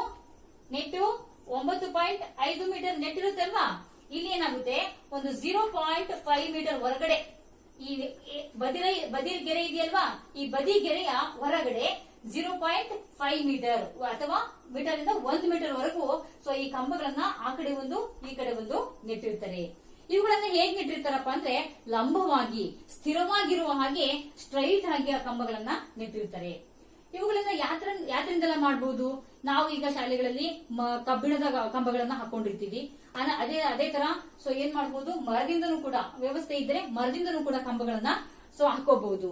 ಇವುಗಳ ಒಂದು ಉದ್ದವನ್ನ ನೋಡೋಣ. ಹಾಗಾದ್ರೆ ಎಷ್ಟು ಉದ್ದವಾಗಿರ್ಬೇಕು, ಎಷ್ಟು ಬೇಕಷ್ಟು ಉದ್ದಕ್ಕೆ ನಡ್ಕೋಬಹುದಾ? ಖಂಡಿತವಾಗ್ಲೂ ಇಲ್ಲ. ಇವುಗಳು ಏನ್ ಮಾಡ್ಬೇಕು, ಭೂಮಿಯಿಂದ 2.55 ಮೀಟರ್ನಷ್ಟು ಉದ್ದವಾಗಿರ್ತದೆ. ಭೂಮಿಯಿಂದ ಸೊ 2.55 ಮೀಟರ್ನಷ್ಟು ಎತ್ತರದಲ್ಲಿ ಇರ್ತದೆ. ಭೂಮಿ ಕೆಳಭಾಗದಲ್ಲಿ ನಾವು ಬಿಗಿಗೊಳಿಸಲಿಕ್ಕೋಸ್ಕರ ಎಷ್ಟಾದ್ರೂ ಮಾಡ್ಲಿ, ಆದ್ರೆ ಭೂಮಿಯಿಂದ ಮಾತ್ರ ಸೊ ನಾವೇನ್ ಮಾಡ್ಬೇಕು, ಆ ಒಂದು ಹೈಟ್ಗೆ 2.55 ಮೀಟರ್ ಎತ್ತರಕ್ಕೆ ಮಾತ್ರ ಸೊ ನಾವು ಈ ಒಂದು ಕಂಬಗಳನ್ನ ನೆಟ್ಟಿರ್ತೀವಿ. ಸೊ ಹೀಗೆ ಏನು ಈ ಕಂಬಗಳ ಬಗ್ಗೆ ಆಯ್ತು. ಈ ಕಂಬಗಳು ಹೇಗಿರ್ಬೇಕು ಹಾಗಾದ್ರೆ? ಎಂತೆಂತ ಕಂಬಗಳನ್ನ ಹಾಕಕ್ಕಾಗುತ್ತಾ? ಈ ಕಂಬಗಳ ಸುತ್ತಳತೆ ನುಣುಪಾಗಿರ್ಬೇಕು, ಸೊ ಸ್ಟ್ರೈಟ್ ಆಗಿರ್ಬೇಕು. ಅಂತಹ ಕಂಬಗಳನ್ನ ನಾವಿಲ್ಲಿ ನಡ್ಬೇಕಾಗುತ್ತೆ. ಇದಿಷ್ಟು ಕಂಬಗಳ ಬಗ್ಗೆ ಆಯ್ತು. ಇವುಗಳನ್ನ ಏನೋ ದಾರವನ್ನ ಬಿಗಿಗೊಳಿಸಲಿಕ್ಕೆ ಅವು ಬಹಳ ಸ್ಥಿರವಾಗಿರ್ಬೇಕು. ಅಂತಹ ಕಂಬಗಳನ್ನ ಇಲ್ಲಿ ಸಿದ್ಧತೆಯನ್ನ ಮಾಡ್ಕೋಬೇಕಾಗುತ್ತೆ. ಈಗ ವಾಲಿಬಾಲ್ ಆಟದ ಸಾಮಾನ್ಯ ನಿಯಮಗಳ ಬಗ್ಗೆ ತಿಳ್ಕೊಳ್ಳೋಣ ಮಕ್ಕಳ. ಈ ವಾಲಿಬಾಲ್ ಆಟದಲ್ಲಿ ಎಷ್ಟು ಜನ ಆಟಗಾರರಿರ್ಬೇಕು? ಎಷ್ಟು ಜನ ಆಟಗಾರರಿರ್ಬೇಕು ಅಂತಂದ್ರೆ 6 ಜನ ಆಕ್ಟಿವ್ ಪ್ಲೇಯರ್ಸ್, ಅಂದ್ರೆ ಆಟ ಆಡುವಂತ ಒಳಗಡೆ 6 ಜನ. ಸೊ ನಂತರ ಇನ್ನು 6 ಜನ ಸಬ್ಸ್ಟಿಟ್ಯೂಟ್ ಪ್ಲೇಯರ್ಸ್. ಈ ಆಕ್ಟಿವ್ ಪ್ಲೇಯರ್ಸ್ ಮತ್ತೆ ಸಬ್ಸ್ಟಿಟ್ಯೂಟ್ ಪ್ಲೇಯರ್ಸ್ ಒಟ್ಟಾಗಿ ವಾಲಿಬಾಲ್ ಅಂಕಣದಲ್ಲಿ ವಾಲಿಬಾಲ್ ಆಟದ ಆಟಗಾರರ ಸಂಖ್ಯೆ ಒಟ್ಟಾಗಿ 12. ಸೊ ಆಕ್ಟಿವ್ ಪ್ಲೇಯರ್ಸ್ 6 ಜನ, 6 ಜನ ಆಟವನ್ನ ಆಡ್ತಾರೆ. ಈ ಆಟವನ್ನ ಪ್ರಾರಂಭಿಸಿದ ನಂತರ ಹೇಗೆ ಪ್ರಾರಂಭಿಸ್ತಾರೆ? ಮೊದಲನೇದಾಗಿ ಸೊ ಏನು ಅಂಪೈರ್ ಇರ್ತಾರೆ, 2 ಅಂಪೈರ್ಗಳಿರ್ತಾರೆ, ಒಬ್ರು ರೆಫ್ರಿ ಇರ್ತಾರೆ, ಒಬ್ರು 2-3 ಜನ ಏನು ಲೈನ್ ಜಡ್ಜಸ್ ಗಳಿರ್ತಾರೆ, ನಂತರ ಸೊ ಸ್ಕೋರರ್ ಇರ್ತಾರೆ. ಸೊ ಈ ರೀತಿಯಾಗಿ ಒಂದು ಅಫಿಷಿಯಲ್ ತಂಡ ಅಲ್ಲಿ ಕೂತ್ಕೊಂಡಿರುತ್ತೆ. ಸೊ ನಂತರ ಏನಾಗುತ್ತಪ್ಪ ಅಂತಂದ್ರೆ ಫಸ್ಟ್ ಬಂದ್ಬಿಟ್ಟು ಅಂಪೈರ್ ಏನ್ ಮಾಡ್ತಾರೆ, 2 ತಂಡದ ನಾಯಕರನ್ನ ಕರೀತಾರೆ. ಕರೆದ್ಬಿಟ್ಟು ನಾಣ್ಯವನ್ನ ಚುಮ್ತಾರೆ. ನಾಣ್ಯ ಚುಮ್ಮೋದ್ರ ಮೂಲಕ ಸೊ ಟಾಸ್ ಅನ್ನ ಹಾಕ್ತಾರೆ. ಟಾಸ್ ಹಾಕಿದಾಗ ಯಾವ ತಂಡದ ಒಂದು ಎ ತಂಡ ಅಥವಾ ಬಿ ತಂಡ ಅಂತ ತಗೊಂಡಾಗ ಯಾವ ತಂಡ ಅವರು ಹೇಳಿದಂತಹ ಒಂದು ನಾಣ್ಯದಲ್ಲಿ ಹೆಜ್ಜೆ ಎಲ್ಲ ಬರುತ್ತಲ್ವಾ, ಅದನ್ನ ಗೆದ್ದಂತಹ ತಂಡ ಪ್ರಪ್ರಥಮವಾಗಿ ಏನ್ ಮಾಡುತ್ತೆ, ಸರ್ವಿಸ್ ಅನ್ನ ಮಾಡುತ್ತೆ. ಈ 6 ಆಟಗಾರರಲ್ಲಿ ಒಬ್ಬ ಆಟಗಾರ ಅಂದ್ರೆ ಈ 6 ಜನ ಆಟಗಾರರು ಬಿಟ್ಟು ಬೇರೆ ಸರ್ವಿಸ್ ಮಾಡ್ತಾನ? ಇಲ್ಲ ಮಕ್ಕಳ. 6 ಆಟಗಾರರಲ್ಲಿ 5 ಜನ ಅಂಕಣದ ಒಳಗಡೆ ಇರ್ತಾರೆ, ಒಬ್ಬ ಮಾತ್ರ ಸರ್ವಿಸಿಗೆ ಬರ್ತಾನೆ. ಯಾರು ಟಾಸ್ ಅನ್ನ ಗೆದ್ದಿರ್ತಾನಲ್ವಾ ಅವನು ಸರ್ವಿಸ್ ಮಾಡ್ಲಿಕ್ಕೆ ಸೊ ಆ ಕೋರ್ಟಿನ ಆ ಅಂಕಣದ ಬಲಭಾಗಕ್ಕೆ ಬಂದು ನಿಂತ್ಕೊಳ್ತಾನೆ. ಅಂಪೈರು ಸೊ ಸಿಗ್ನಲ್ ಅನ್ನ ಸೀಟಿಯನ್ನ ಊದಿದ ತಕ್ಷಣ, ವಿಷನ್ ಅನ್ನ ಹಾಕಿದ ತಕ್ಷಣ ಏನ್ ಮಾಡ್ತಾನೆ, ಇವನು ಸರ್ವಿಸ್ ಅನ್ನ ಮಾಡ್ತಾನೆ. ಸರ್ವಿಸ್ ನಲ್ಲಿ ಎಷ್ಟೊಂದು ವಿಧಗಳಿದೆ. ಸೊ ಅವನು ಯಾವ ತಂತ್ರವನ್ನು ಬೇಕಾದ್ರೂ ಸ್ಕಿಲ್ ಅನ್ನು ಬೇಕಾದ್ರೂ ಬಳಸ್ಕೋಬಹುದು. ಅವನು ಫ್ಲೋಟಿಂಗ್ ಸರ್ವಿಸ್ ಮಾಡಬಹುದು ಅಥವಾ ಜಂಪ್ ಸರ್ವಿಸ್ ಮಾಡಬಹುದು. ಅವನು ಸೊ ಏನು ಇಲ್ಲ ಅಂಡರ್ ಹ್ಯಾಂಡ್ ಸರ್ವಿಸ್ ಮಾಡಬಹುದು, ಅಪ್ಪರ್ ಹ್ಯಾಂಡ್ ಸರ್ವಿಸ್ ಮಾಡಬಹುದು. ಈ ರೀತಿಯಾಗಿ ಟೆನ್ನಿಸ್ ಸರ್ವಿಸ್ ಮಾಡಬಹುದು. ಯಾವ್ದಾದ್ರೂ ಸ್ಕಿಲ್ ಅವನಿಗೆ ಯಾವ್ದನ್ನ ಅಡಾಪ್ಟ್ ಮಾಡ್ಕೊಂಡ್ರೆ ಅವನಿಗೆ ಪಾಯಿಂಟ್ ಅನ್ನ ಗಳಿಸಲಿಕ್ಕೆ ಎದುರಾಳಿಗಳ ಒಂದು ವೀಕ್ನೆಸ್ ಅನ್ನ ನೋಡ್ಕೊಂಡು ಅವರಲ್ಲಿ ಏನು ವೀಕ್ನೆಸ್ ಇದೆ ಅದನ್ನ ನೋಡ್ಕೊಂಡು ಇವನು ಈ ಸರ್ವಿಸ್ ಅನ್ನ ಮಾಡ್ತಾನೆ. ಇವನು ಬ್ಯಾಟ್ ಸರ್ವಿಸ್ ಮಾಡಿದಾಗ ಅಥವಾ ಟೆನ್ನಿಸ್ ಸರ್ವಿಸ್ ಮಾಡಿದಾಗ ಎದುರಾಳಿಯವರು ತಗೊಳ್ಳಲ್ಲ ಅಂತ ಇವನಿಗೆ ಗೊತ್ತಾದಾಗ ಸೊ ಇವನೇನ್ ಮಾಡ್ತಾನೆ, ಅದೇ ಸರ್ವಿನ ಜಾಸ್ತಿಯಾಗಿ ಮಾಡ್ತಾನೆ. ಎದುರಾಳಿಗಳ ವೀಕ್ನೆಸ್ ನನಗೆ ಪಾಯಿಂಟ್ ಆಗೋದು. ಅದಕ್ಕೋಸ್ಕರ ಆ ಒಂದು ತಂತ್ರಗಾರಿಕೆಯನ್ನ ಅಲ್ಲಿ ಪೊಸಿಷನ್ಗೆ ತಕ್ಕನಾಗೆ, ಪೊಸಿಷನಲ್ ಪ್ಲೇ ಅಂತ ಹೇಳ್ತೀವಿ ನಾವು, ತಕ್ಕನ ಹಾಗೆ ಬಳಸ್ತಾರೆ ಮಕ್ಕಳು. ಈಗ ಸರ್ವಿಸ್ಗೆ ಹೋಗ್ತಾನೆ, ಇವನು ಸರ್ವಿಸ್ ಅನ್ನ ಮಾಡ್ತಾನೆ. ಸೊ ಸರ್ವಿಸ್ ಮಾಡಿದಾಗ ಈ ಲೈನ್ ಅನ್ನ, ಈ ಗೆರೆಯನ್ನ ಯಾವುದೇ ಕಾರಣಕ್ಕೂ ಸರ್ವಿಸ್ ಆಗೋಕ್ಕಿಂತ ಮುಂಚೆ ತುಳಿಬಾರ್ದು ಅಥವಾ ಅಂಕಣದ ಒಳಗೆ ಪ್ರವೇಶವನ್ನ ಮಾಡಬಾರ್ದು. ಈ ಸರ್ವಿಸ್ ಮಾಡಿದಂತಹ ಬಾಲು ನೆಟ್ ಕ್ರಾಸ್ ಆಗೋವರೆಗೂ ಕೂಡ ಈ ಒಂದು ಗೆರೆಯನ್ನ ಅವನು ದಾಟಬಾರ್ದು. ಇದು ಸರ್ವಿಸ್ ಮಾಡಿದಂತಹ ಬಾಲು ನೆಟ್ ಕ್ರಾಸ್ ಆಗಿ ಎದುರಾಳಿ ಅಂಕಣಕ್ಕೆ ಹೋದಾಗ ಮಾತ್ರ ಇವನು ಒಳಗಡೆ ಬರ್ತಾನೆ. ಬಂದ್ಬಿಟ್ಟು ಸೊ ಅವರುಗಳು ಏನ್ ಮಾಡ್ತಾರೆ, ಅವರುಗಳು 3 ಯತ್ನಗಳನ್ನ ಮಾಡ್ಬೇಕಲ್ಲಿ. ಒಂದು, ಈಗ 3 ಜನ ಫಸ್ಟ್ ಇರ್ತಾರೆ, 3 ಜನ ಈ ಕಡೆ ಇರ್ತಾರೆ, ಅದು ಹೌದಲ್ಲ. ಇವನು ಮಾಡಿದಂತಹ ಸರ್ವಿಸ್ ಬಾಲು ಸೊ ಈ ಅಂಕಣದ ಒಳಗಡೆ ಅಂದ್ರೆ ಇಲ್ಲೇನಿದೆಯಲ್ಲ ಈ ಒಂದು ಏರಿಯಾದ ಒಳಗಡೆ ಎಲ್ಲಾದ್ರೂ ಬಿದ್ರೂ ಕೂಡ ತೊಂದರೆ ಇಲ್ಲ. ಈ ಒಂದು ಗೆರೆಯಿಂದ ಹೊರಗಡೆ ಬಿದ್ರೆ ಅದು ಔಟ್ ಬಾಲ್ ಆಗುತ್ತೆ. ಎದುರಾಳಿ ತಂಡಕ್ಕೆ 1 ಪಾಯಿಂಟ್ ಹೋಗುತ್ತೆ, 1 ಅಂಕ ಹೋಗುತ್ತೆ. ಇಲ್ಲ ಇವನು ಸರ್ವಿಸ್ ಮಾಡಿದಂತಹ ಬಾಲು ಈ ಒಂದು ಏರಿಯಾದ ಒಳಗಡೆನೆ ಬಿದ್ರೆ ಸೊ ಏನಾಗುತ್ತೆ, ಗುಡ್ ಬಾಲ್ ಅಂತ ತಗೊಳ್ತಾರೆ. ಯಾವುದೇ ಬಾಲು ಲೈನ್ ಮೇಲೆ ಬಿದ್ರೆ ಅದನ್ನ ಗುಡ್ ಅಂತ ತಗೊಳ್ತಾರೆ. ಹಾಗಾಗಿ ಸರ್ವಿಸ್ ಮಾಡಿದಂತಹ ಬಾಲು ಸೊ ಎದುರಾಳಿ ಅಂಕಣದ ಸೊ ಈ ಅಂಕಣದ ಒಳಗಡೆ ಬಿದ್ದಿದೆ. ಇವರುಗಳು ಏನ್ ಮಾಡ್ತಾರಪ್ಪ ಅಂದ್ರೆ ಮತ್ತೆ ಸೊ 3 ಯತ್ನಗಳನ್ನ 3 ಟಚ್ ಗಳನ್ನ ಮಾಡಿ ಸೊ ಈ ರೀತಿಯಾಗಿ ಮತ್ತೆ ಈ ಅಂಕಣಕ್ಕೆ ಕಳಿಸ್ತಾರೆ. ಹೀಗೆ ರ್ಯಾಲಿ ಮುಂದುವರಿಯುತ್ತೆ, ಈ ಕಡೆಯಿಂದ ಆ ಕಡೆಗೆ, ಆ ಕಡೆಯಿಂದ ಈ ಕಡೆಗೆ. ಸೊ ಯಾರು ತಪ್ಪನ್ನ ಮಾಡ್ತಾರೆ ಅಲ್ಲಿವರೆಗೂ ಕೂಡ ಈ ಒಂದು ಆಟ ಮುಂದುವರಿತಾನೆ ಇರುತ್ತೆ. ಈ ಒಂದು ಆಟ ಮುಂದುವರಿತಾ ಇರುತ್ತೆ. ಸೊ ನಂತರದಲ್ಲಿ ಪಾಯಿಂಟ್ ಆಗ್ತಾ ಇರುತ್ತೆ. ಯಾರಿಗೆ? ಸೊ ಸರ್ವಿಸ್ ಮಾಡಿದಂತವ್ರು ಏನು ಎದುರಾಳಿ ಅಂಕಣದವರು ಬಿಟ್ಟಾಗ ಮಾತ್ರ ಈ ಒಂದು ಸರ್ವಿಸ್ ಮಾಡಿದಂತಹ ಅಂಕಣಕ್ಕೆ ಪಾಯಿಂಟ್ ಸಿಗುತ್ತೆ. ಸೊ ಇವರು ತಪ್ಪು ಮಾಡಿದಾಗ ಏನಾಗುತ್ತೆ? ಸರ್ವಿಸ್ ಈ ಕಡೆ ಹೋಗುತ್ತೆ, ಪಾಯಿಂಟ್ ಸಹ ಆ ಕಡೆ ಹೋಗುತ್ತೆ. ಈ ರೀತಿಯಾಗಿ ರ್ಯಾಲಿ ಮುಂದುವರಿತಾ ಇರುತ್ತೆ. ಹೀಗೆ ನಂತರದಲ್ಲಿ ಸೊ ಇವರು 3 ಯತ್ನಕ್ಕಿಂತ ಹೆಚ್ಚಿಗೆ ಯತ್ನವನ್ನ ಮಾಡಿದಾಗ ಏನಾಗುತ್ತೆ? ಹಾಗಾದ್ರೆ ಬಾಲ್ ಡೆಡ್ ಆಗುತ್ತೆ. ಸೊ ಅಪೋನೆಂಟ್ ಕೋರ್ಟ್ಗೆ ಪಾಯಿಂಟ್ ಹೋಗುತ್ತೆ. ಈ ರೀತಿಯಾಗಿ ಸೊ ಯತ್ನಗಳು ಮತ್ತೆ ಸೊ ಸಫಲ ಯತ್ನ ಮತ್ತು ವಿಫಲ ಯತ್ನಗಳ ಮೂಲಕ ಈ ಒಂದು ವಾಲಿಬಾಲ್ ಇದು ಏನು ಕ್ರೀಡೆ ನಡೀತಾ ಇರುತ್ತೆ. ಈ ಆಟವನ್ನು ಮುಂದುವರಿಸ್ತಾರೆ. ಈ ಪಾಯಿಂಟ್ ಗಳನ್ನ ಹೇಗ್ ಮಾಡ್ತಾರಪ್ಪ ಅಂತಂದ್ರೆ ರ್ಯಾಲಿ ಪಾಯಿಂಟ್ ಸಿಸ್ಟಮ್ ಅಂತ ಹೇಳ್ತಾರೆ. ಅಂದ್ರೆ ಸೊ ಯಾವುದೇ ಅಂಕಣದಲ್ಲಿ ಇರುವಂತಹ ಪ್ಲೇಯರ್ಗಳು ಯಾವುದೇ ತಪ್ಪನ್ನ ಮಾಡಿದ್ರು ಕೂಡ ಅಪೋನೆಂಟ್ ಕೋರ್ಟ್ಗೆ ಒಂದೊಂದು ಪಾಯಿಂಟ್ಗಳು ಸಿಗ್ತಾ ಹೋಗ್ತಿರುತ್ತೆ. ಸರ್ವಿಸ್ ಮಾಡ್ಬೇಕಾದ್ರೆ ಅವರು ಲೈನ್ ಕ್ರಾಸ್ ಮಾಡಿದ್ರೆ ಅಥವಾ ಸೊ ಬಾಲ್ ನ ಡಬ್ಸ್ ಮಾಡಿದ್ರೆ ಅಥವಾ ಸೌಂಡ್ ಈ ಪಾನಿಗೆ ಅಂದ್ರೆ ಅಂಗೈಗೆ ಟಚ್ ಮಾಡ್ಕೊಂಡ್ರೆ ಪುಷ್ ಮಾಡುವಾಗ ಈ ರೀತಿಯಾಗಿ ಅನಂತರ ನೆಟ್ ಅನ್ನ ಏನಾದ್ರೂ ಅವನು ಟಚ್ ಮಾಡ್ಕೊಂಡ್ರೆ ಸೊ ಈ ರೀತಿಯಾಗಿ ತಪ್ಪುಗಳನ್ನ ಏನೇನ್ ಮಾಡ್ತಾನೆ ಅವನು ಇದೆಲ್ಲದೂ ಕೂಡ. ನಂತರದಲ್ಲಿ ಇನ್ನೂ ಒಂದು ಪಾಯಿಂಟ್ ಅರ್ಥ ಆಗ್ಬೇಕು ಮಕ್ಕಳ ನಿಮ್ಗೆ. ಸರ್ವಿಸ್ ಮಾಡ್ಬೇಕಾದ್ರೆ ಈ 3 ಜನ ಪ್ಲೇಯರ್ಸ್ ಏನಿರ್ತಾರಲ್ವಾ, ಈ 3 ಜನ ಮುಂದ್ಗಡೆ ಪ್ಲೇಯರ್ಸ್, ಇಲ್ಲಿ 3 ಜನ ಹಿಂದ್ಗಡೆ ಪ್ಲೇಯರ್ಸ್ ಇರ್ತಾರೆ. ಈ 6 ಜನ ಪ್ಲೇಯರ್ಸ್ ಇದೇ ಪೊಸಿಷನ್ ಅಲ್ಲಿ ನಿಂತ್ಕೊಂಡಿರ್ಬೇಕು. ಇವ್ರು 3 ಜನ ಬಿಟ್ಟು ಈ 3 ಜನ ಮುಂದಗಡೆ ಹೋಗೋ ಹಾಗಿರಲ್ಲ. ಯಾಕಪ್ಪ ಅಂತಂದ್ರೆ ಈ ಒಂದು ಗೆರೆ ಇರೋದೇ ಅದಕ್ಕೆ. ಯಾಕಂದ್ರೆ ಇದು ಅಂಕಣವನ್ನ ಸೊ ಏನ್ ಮಾಡುತ್ತೆ? ಡಿವೈಡ್ ಮಾಡುತ್ತೆ. ಇದನ್ನ ನಾವು ಅಟ್ಯಾಕಿಂಗ್ ಲೈನ್ ಅಂತ ಹೇಳ್ತೀವಿ. ಅಂದ್ರೆ ಆಕ್ರಮಣ ಗೆರೆ ಇದು.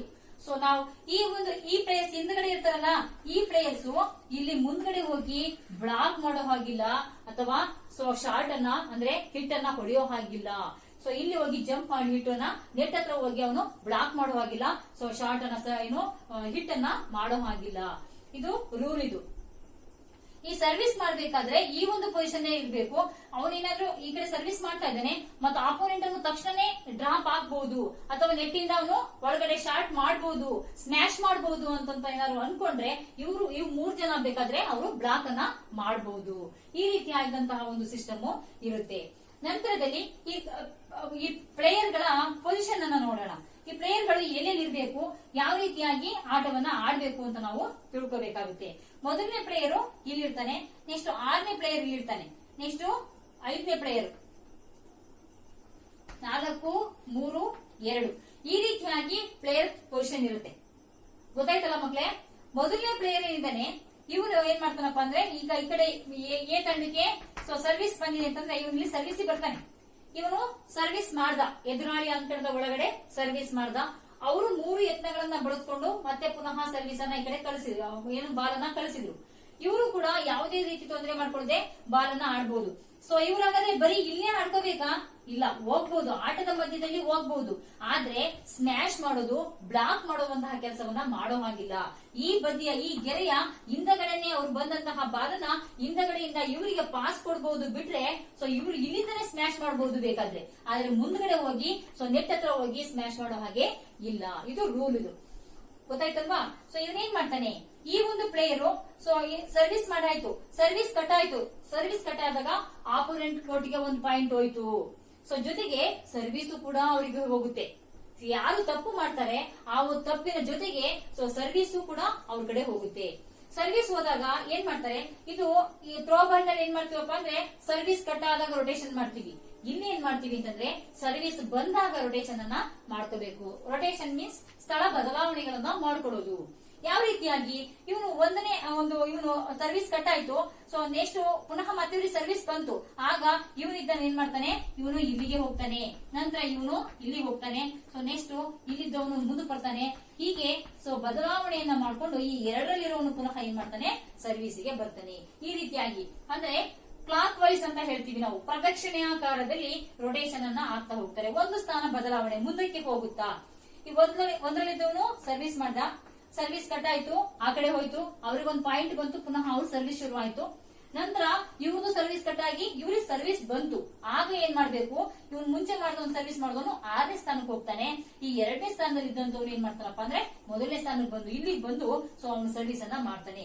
ಈ ರೀತಿಯಾಗಿ ಸೊ ರೊಟೇಷನ್ ಆಗ್ತಾ ಸೊ ಸರ್ವಿಸ್ ಅನ್ನ ಇದೇ ರೀತಿಯಾಗಿ ಈ ಎ ಅಂಕಣ ಆಯ್ತು, ನೆಕ್ಸ್ಟ್ ಬಿ ಅಂಕಣದಲ್ಲೂ ಕೂಡ ಇದೇ ರೀತಿಯಾಗಿ ರೊಟೇಷನ್ ಸಿಸ್ಟಮ್ ಅನ್ನ ಮಾಡ್ಕೊಂತ ಹೋಗ್ತಾರೆ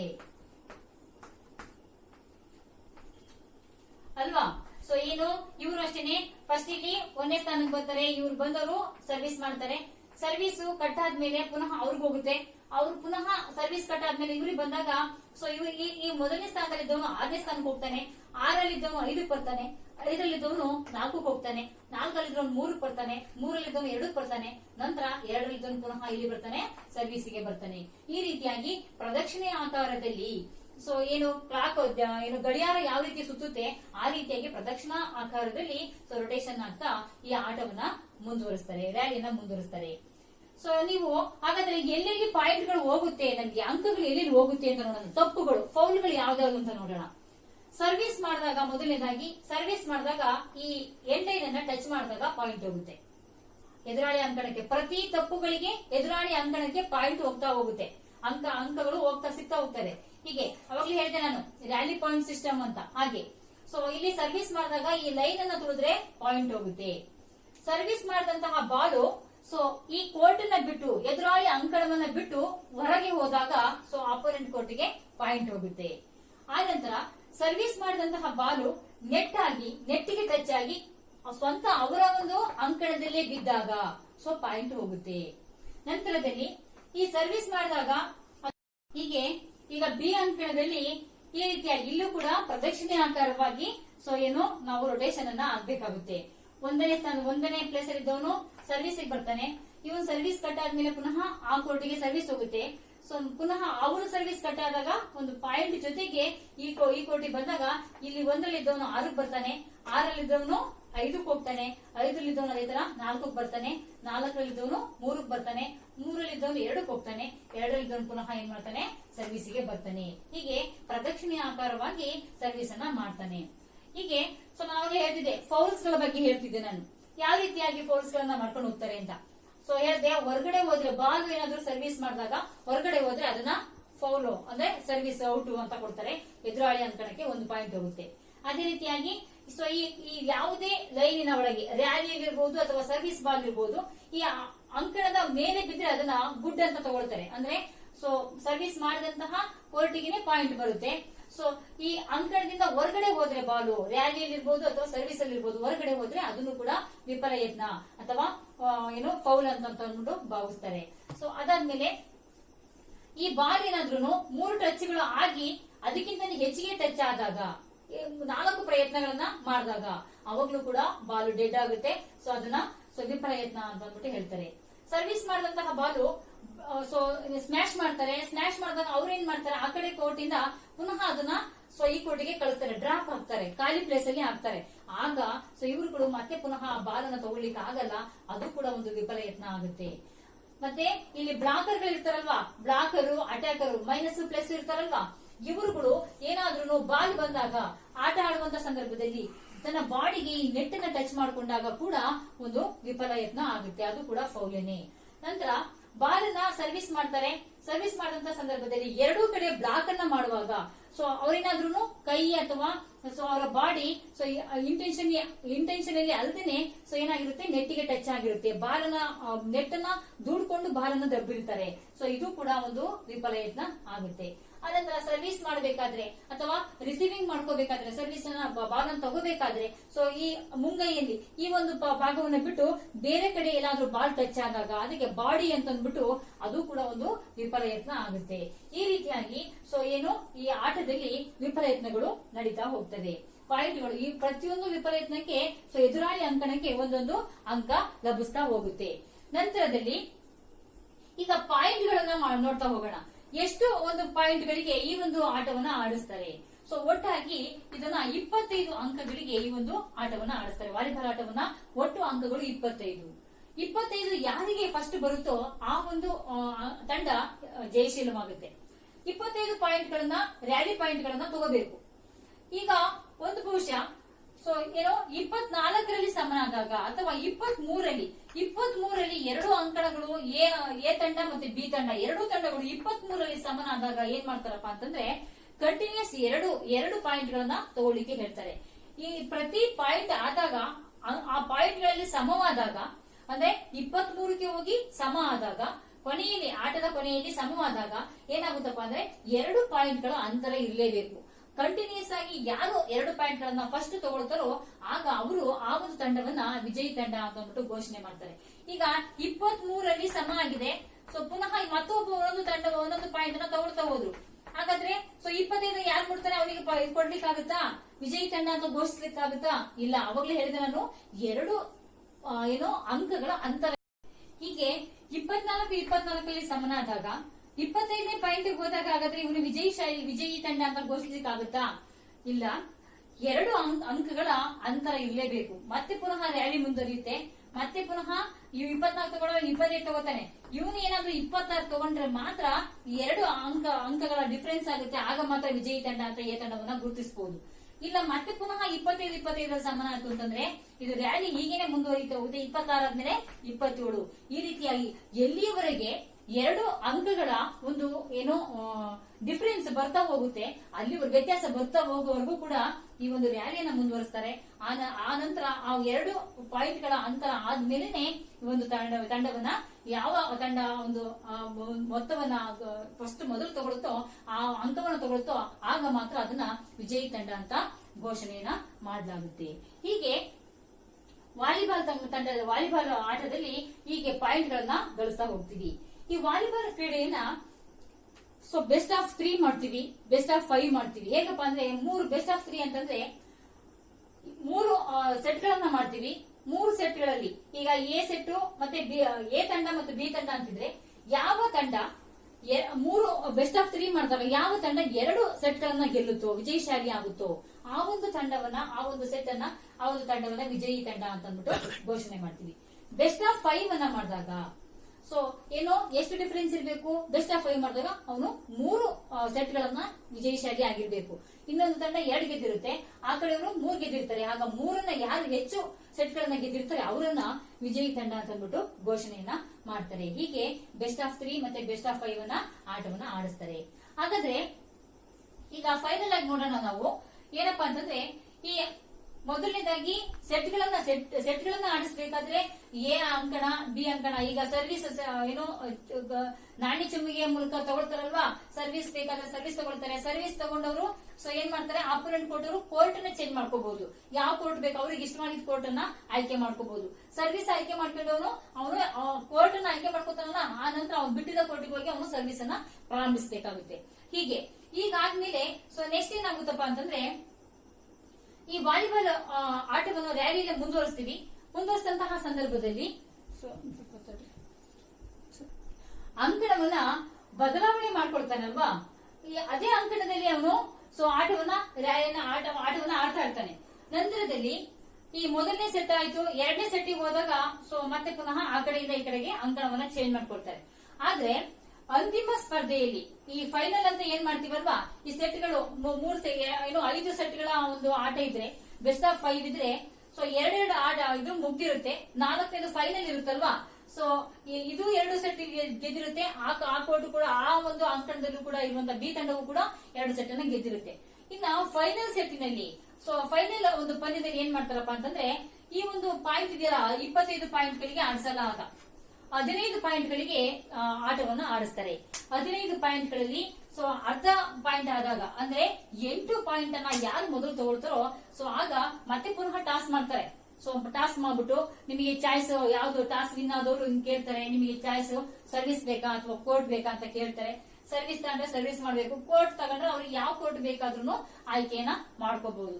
ಈಗ ಸೂರ್ಯನ ಬೆಳಕಿದ್ದಾಗ ಸೊ ಸರ್ವಿಸ್ ಮಾಡ್ಬೇಕಾದ್ರೆ ಏನಾಗಬಹುದು, ಕಣ್ಣಿಗೆ ಚುಚ್ಚುತ್ತೆ ಅನ್ನೋ ಕಾರಣಕ್ಕೆ ಸೊ ಅವರಿಗೆ ಅನುಕೂಲವಾಗುವಂತಹ ಕೋರ್ಟ್ ಅನ್ನು ತಗೋಬಹುದು.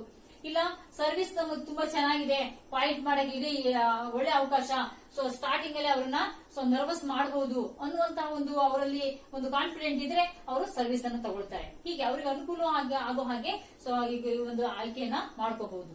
ಹಾಗೆ ಸೊ ಮಾಡ್ಕೊಳ್ತಾರೆ. ನಂತರದಲ್ಲಿ ಹೀಗೆ ಸರ್ವಿಸ್ ಮತ್ತೆ ಕೋರ್ಟ್ ಅನ್ನ ಆಯ್ಕೆ ಮಾಡ್ಕೊಂಡಾದ್ಮೇಲೆ ಈ ಫೈನಲ್ ಅಲ್ಲಿ ಏನ್ ಮಾಡ್ತಾರಪ್ಪ ಅಂತಂದ್ರೆ 8 ಅಂಕ ಯಾವಾಗ ಆಗುತ್ತೆ, 8 ಅಂಕ ಯಾವ ತಂಡ ಫಸ್ಟ್ ತಗೊಳುತ್ತೋ ಆ ನಂತರದಲ್ಲಿ ಇಲ್ಲಿ ಕೋರ್ಟ್ ಅನ್ನ ಚೇಂಜ್ ಮಾಡಿಸ್ತಾರೆ. ಯಾಕಪ್ಪ ಅಂತಂದ್ರೆ ಈ ಸೆಟ್ ಆಟ ಆಡ್ಬೇಕಾದ್ರೆ ಮೊದಲನೇ ಸೆಟ್ ಇರ್ಬೋದು, ಎರಡನೇ ಸೆಟ್ ಇರ್ಬೋದು, ಅವರು ಆಯ್ಕೆ ಮಾಡ್ಕೊಂಡಂತಹ ಕೋರ್ಟ್ ಅಲ್ಲೇ ಬಿಡ್ತಾರೆ.